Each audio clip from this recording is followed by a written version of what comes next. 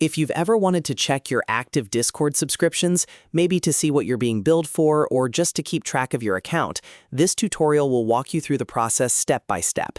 It's quick, simple, and you can do it right inside the Discord PC app. If this video helps you out, make sure to hit the like button and subscribe for more easy tutorials just like this. Alright, let's jump in. First, open the Discord desktop app on your computer. Once Discord is loaded, look at the bottom left corner of the screen. You'll see your account area there along with the settings icon. Click that settings icon to open your user settings menu. Now, on the left-hand side, you'll see a menu with different account and billing options. Scroll down if needed and find the billing section. Under that section, click on subscriptions.